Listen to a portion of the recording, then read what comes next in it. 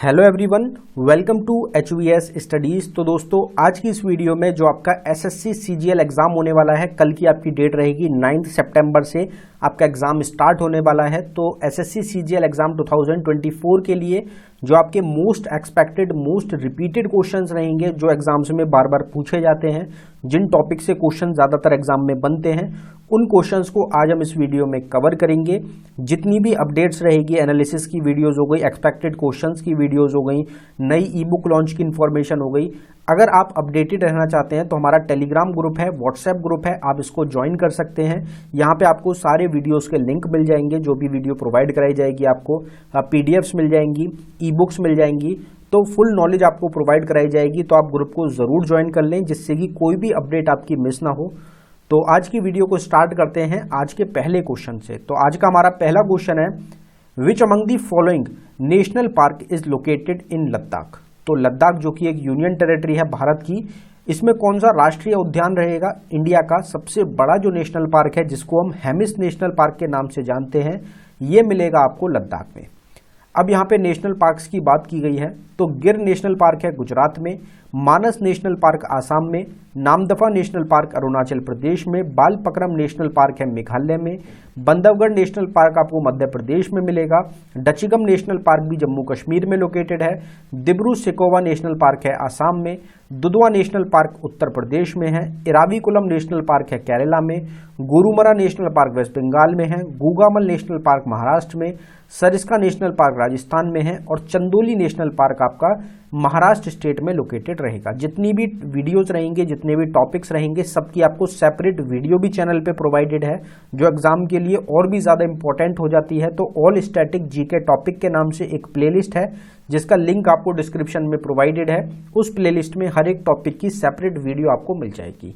Next question देखते हैं, which article of the constitution of India provides power to the president for promulgating ordinance. तो जो president रहेंगे, हमारे राष्ट्रपति जो रहेंगे, उनके पास एक अध्यादेश जारी करने की जो शक्ति होती है, ये कौन से संविधान के आर्टिकल में, आपके अनुच्छेद में आपकी आती है? तो इसमें हमारा करेक्ट आंसर हो जाएगा आर्टिकल 123। जो 123 आर्टिकल है, उसके अंडर प्रेसिडेंट के पास एक एक्स्ट्रा पावर होती है, जिसको बोलते हैं प्रमलगेटिंग ऑर्डिनेंस, ऑर्डिनेंस पास करने की जो उनके पास क्षमता है।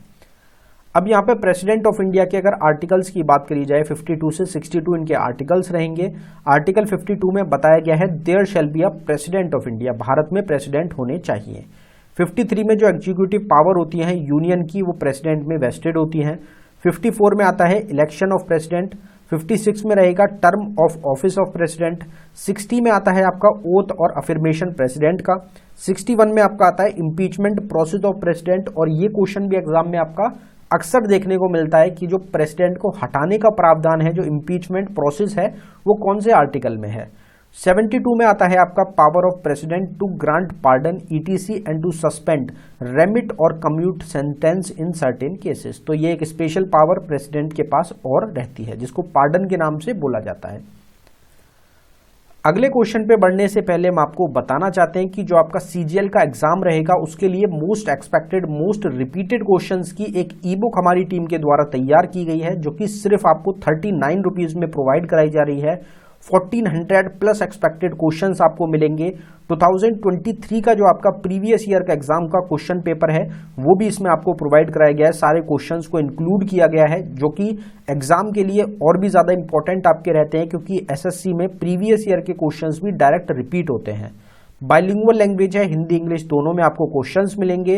अगर आप इंटरेस्टेड हो तो लिंक डिस्क्रिप्शन में प्रोवाइडेड है, आप डिस्क्रिप्शन में जाके डायरेक्टली ई बुक को बाय कर सकते हैं। अगर आपको डाउनलोडिंग में कुछ भी इशू आता है, तो नीचे हमारी ये जीमेल ID है, आप इस पे हमको डायरेक्टली मेल जरूर कर दें।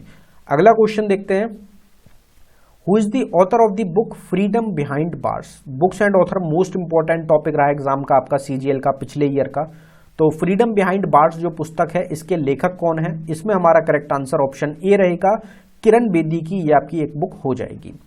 अब यहाँ पे अगर बुक्स एंड ऑथर्स की बात करी जाए, नेक्ड ट्रायंगल है बलवंत गार्गी की, the struggle in my life Nelson Mandela की, वी इंडियंस खुशवंत सिंह की, a secular agenda Arun Shourie की, a voice for freedom Nayantara Sahgal की, 3 decades in parliament Atal Bihari Vajpayee की, Kashmir behind the vales MJ Akbar की, सैटनिक वर्सेस सलमान रुश्दी की, पृथ्वीराज रसो चंद बरदई की, आइडल्स सुनील गावस्कर की, मेघदूत कालिदास की और दी ब्लाइंड एसेसिन बुक रहेगी मार्गरेट एटवुड की।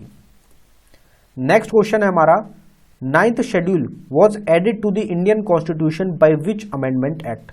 तो 9वीं जो अनुसूची है इसको जोड़ा गया था किसके द्वारा, कौन सा हमारा जो संशोधन अधिनियम है कौन से के द्वारा जोड़ा गया। तो इसमें हमारा करेक्ट आंसर हो जाएगा ऑप्शन ए, फर्स्ट अमेंडमेंट जो इंडियन कॉन्स्टिट्यूशन में किया गया था 1951 में, उसके द्वारा 9th शेड्यूल को इंडियन कॉन्स्टिट्यूशन में ऐड कर दिया गया था। स्टार्टिंग में जब हमारा कॉन्स्टिट्यूशन बना था उस टाइम पे 8 शेड्यूल्स थे इंडियन कॉन्स्टिट्यूशन में, उसके बाद 9th ऐड हुआ, 10th हुआ, 11th हुआ, 12th हुआ, टोटल अभी प्रेजेंट टाइम में 12 शेड्यूल्स हमारे इंडियन कॉन्स्टिट्यूशन में रहेंगे। अगर अमेंडमेंट एक्ट की कुछ बात करी जाए इंपॉर्टेंट क्वेश्चंस की, तो SC/ST कमीशन एक्ट को 65th अमेंडमेंट एक्ट ऑफ 1990 के थ्रू ऐड किया गया था। वोटिंग एज को 21 ईयर से 18 ईयर्स कर दिया गया, घटाया गया था 61st अमेंडमेंट एक्ट ऑफ 1989 के थ्रू। और ये क्वेश्चन भी एग्जाम में अक्सर देखने को मिलता है। जो राइट टू प्रॉपर्टी है, पहले ये हमारा फंडामेंटल राइट्स था और राइट्स में आता था, इसको डिलीट कर दिया गया, इसको हटा दिया गया और 44th अमेंडमेंट एक्ट ऑफ 1978 के थ्रू इसको डिलीट किया गया। प्रेजेंट टाइम में 6 फंडामेंटल राइट्स हमारे रहेंगे। दिल्ली को नेशनल कैपिटल टेरिटरी का दर्जा मिला 69th अमेंडमेंट एक्ट ऑफ 1991 के थ्रू। पंचायती राज सिस्टम को 73rd अमेंडमेंट एक्ट ऑफ 1992 के थ्रू ऐड किया गया। और पंचायती राज सिस्टम जो है आपका, पंचायती जो रहेगा, ये 11th शेड्यूल में आपका आता है। कॉन्स्टिट्यूशनल रिकॉग्निशन मिला म्यूनिसिपैलिटीज को 12th शेड्यूल रहेगा, जिसको 74th अमेंडमेंट एक्ट ऑफ 1992 के थ्रू रिकॉग्निशन मिला था। फिर आपका सोशलिस्ट, सेक्युलर और इंटीग्रिटी वर्ड्स, तीनों वर्ड्स को प्रियम्बल में ऐड किया गया 42nd अमेंडमेंट एक्ट ऑफ 1976 के थ्रू। एग्जाम में बहुत बार ये क्वेश्चन आपका पूछा गया, एसएससी का फेवरेट क्वेश्चन भी आप इसको कह सकते हैं। Agriculture comes under which list of the constitution. तो कृषि जो है ये संविधान की किस अनुसूची के अंतर्गत आता है। तो आप सबको पता है टोटल 3 लिस्ट होती है हमारे इंडियन कॉन्स्टिट्यूशन में, एक होती है स्टेट लिस्ट, एक होती है यूनियन लिस्ट और एक होती है आपकी कंकरेंट लिस्ट। तो कृषि जो है, एग्रीकल्चर जो है, ये आपका कौन से लिस्ट का पार्ट है, स्टेट लिस्ट के अंडर ये आपका रहेगा। अगर लिस्ट की बात करी जाए, कुछ डिविजन्स को देख लेते हैं एक बार। तो एग्रीकल्चर है स्टेट लिस्ट में, डिफेंस आता है यूनियन लिस्ट में, रेलवे आता है यूनियन लिस्ट में, पब्लिक हेल्थ और सैनिटेशन स्टेट लिस्ट का रहेगा, बैंकिंग है यूनियन लिस्ट में, फॉरेस्ट कॉन्करेंट लिस्ट में आते हैं, trade union, industrial and labour dispute concurrent list में, इंडस्ट्रीज स्टेट लिस्ट में, economic and social planning concurrent list में, एजुकेशन कॉन्करेंट लिस्ट में, bankruptcy and insolvency concurrent list में, बेटिंग और गैम्बलिंग स्टेट लिस्ट में, फिशरीज स्टेट लिस्ट में और पंचायती राज आपका स्टेट लिस्ट के अंडर आता है। नेक्स्ट क्वेश्चन है, who was the founder of the newspaper और मैगजीन बंगाल गजेट। जो बंगाल गजेट है आपका एक समाचार पत्र या पत्रिका रहेगी, इसके संस्थापक कौन है। तो सबसे पहला इंडिया का जो पहला न्यूज़पेपर है, मैगजीन है, वो आपकी बंगाल गजेट रहेगी, जिसको लिखा गया किसके द्वारा, इसके फाउंडर हैं जेम्स अगस्टस हिकी। अब अगर हम बात करें और कुछ इंपॉर्टेंट न्यूज़पेपर या फिर मैगजीन्स की, तो एक बार कवर करेंगे। इंडियन मिरर के रहेंगे आपके, फाउंड की गई थी देवेंद्रनाथ टैगोर के द्वारा। इंडियन ओपिनियन महात्मा गांधी के द्वारा, नवजीवन महात्मा गांधी के द्वारा, मुखनायक डॉक्टर BR अम्बेडकर के द्वारा, कॉमरेड मोहम्मद अली के द्वारा, न्यू इंडिया एनी बेसेंट के द्वारा, वंदे मातरम बिपिन चंद्र पाल के द्वारा, इंडियन सोशलॉजिस्ट श्यामजी कृष्ण वर्मन के द्वारा, बॉम्बे क्रॉनिकल फिरोज शाह मेहता के द्वारा, नेशनल हेराल्ड जवाहरलाल नेहरू के द्वारा, केसरी एग्जाम में बहुत पूछी जाती है आपसे बाल गंगाधर तिलक के द्वारा, और बहिष्कृत भारत डॉक्टर BR अम्बेडकर के द्वारा इस्टेब्लिश किया गया, फॉर्म किया गया था।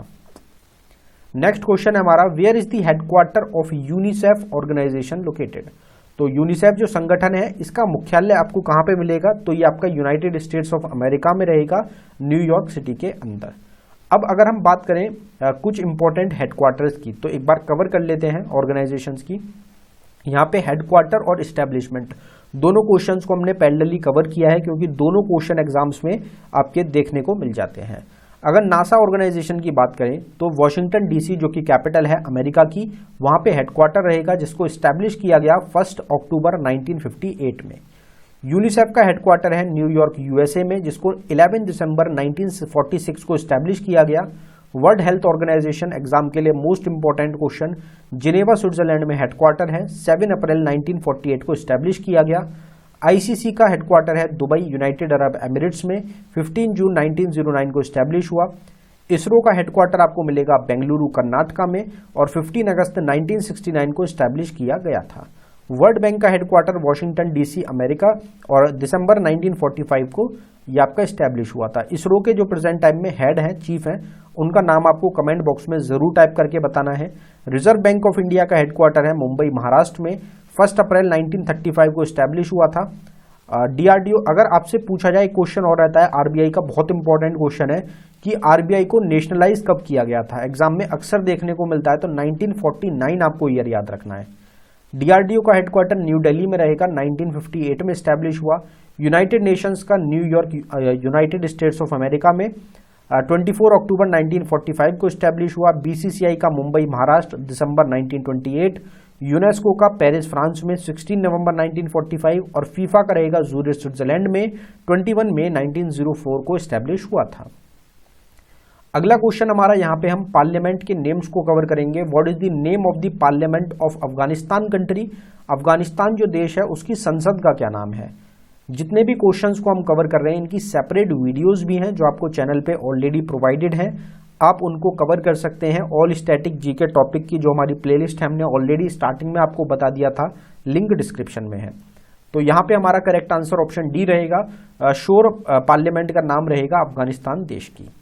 अगर कुछ और पार्लियामेंट नेम्स को कवर किया जाए तो बांग्लादेश की पार्लियामेंट का नाम है जातिया, इंडोनेशिया की पार्लियामेंट को पीपल्स कंसल्टेटिव असेंबली के नाम से जाना जाता है, भूटान की रहेगी सोगडू, इंपॉर्टेंट रहती है एग्जाम्स के लिए, डेनमार्क की रहेगी फोक्टिंग, चाइना की रहेगी नेशनल पीपल्स असेंबली, फ्रांस की रहेगी नेशनल असेंबली, फिनलैंड की रहेगी उडुस्कुंटा, इंडिया की रहेगी संसद, आइसलैंड की एथिंग्स, ईरान की मजलिस, जापान की डाइट, एग्जाम में बहुत पूछा जाता है जापान की आपकी, इजराइल की रहेगी दी नेसेट, इजराइल की भी एग्जाम में बनती है बहुत ज़्यादा। जापान और इजराइल की मैक्सिमम अगर पार्लियामेंट का नेम पूछा जाता है तो ये दोनों आपको ज़्यादातर देखने को मिलते हैं, 90% यही पूछे जाते हैं। बाकी और जो हमारी नेबरिंग कंट्रीज़ हो गई, जैसे भूटान हो गया, बांग्लादेश हो गया, चाइना हो गया, पाकिस्तान हो गया, श्रीलंका हो गया, इनकी जो हमारी नेबरिंग कंट्रीज़ है उनको भी आप ज़रूर कवर कर लें। एग्जाम में अगर बनेगा क्वेश्चन तो आपका मेनली यहीं से क्वेश्चन देखने को मिल जाता है।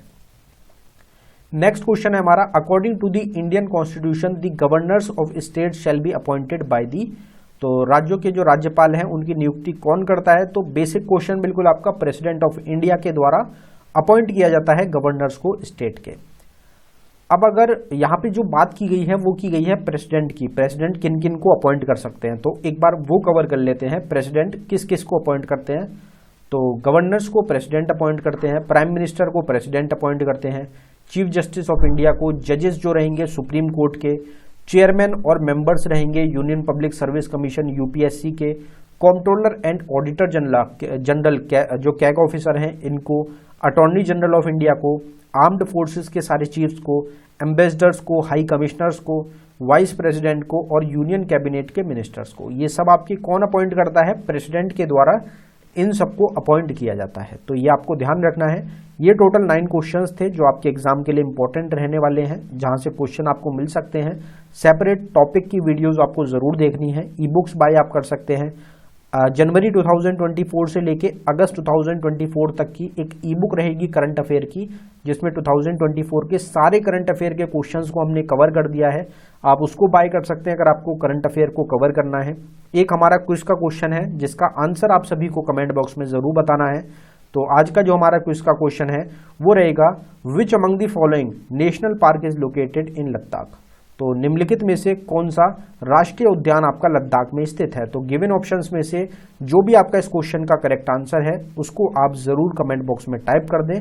एग्जाम के लिए इंपॉर्टेंट जितने क्वेश्चंस हैं उनकी सीरीज ही आपकी चल रही है, हम पूरी सीरीज को आप फॉलो करें अगर आपका आगे आने वाली शिफ्ट्स में एग्जाम है।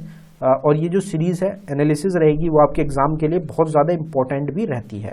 तो एक बार आप डिस्क्रिप्शन को भी ज़रूर चेकआउट कर लें, सारी इंपॉर्टेंट इन्फॉर्मेशन आपको मिल जाएगी। धन्यवाद।